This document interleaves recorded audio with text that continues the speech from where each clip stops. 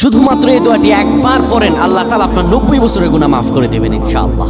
আপনার 90 বছরের গুনাহ মাফ হয়ে যাবে শুধুমাত্র এই দোয়াটি যদি একবার পড়তে পারেন। আপনার ভাগ্য খুলে যাবে, রিজিকে বরকত আসবে, মনের নেক আশা পূরণ হবে, আল্লাহ আপনার সব দোয়া কবুল করে দিবেন। সুবহানাল্লাহি ওয়া বিহামদি।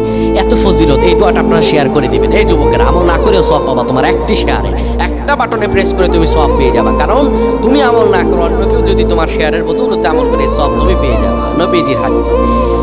আমার ভাইয়েরা, আল্লাহর কাছে দোয়া করা, আল্লাহর কাছে দোয়া চাওয়া, এটি হলো মুমিনদের কাজ। আমার আল্লাহ বান্দাকে বলেন, বান্দারে উদউনি আস্তাজিব লাকুম, আমার কাছে চাও, আমার কাছে চাইলে আমি আল্লাহ তোমাকে দিয়ে দিব।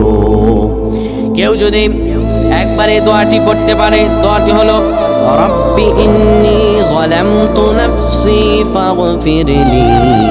কেউ যদি এই দোয়াটা একবার পড়তে পারে, আমার আল্লাহ তাআলা তার 90 বছরের গুনাহগুলো মাফ করবেন।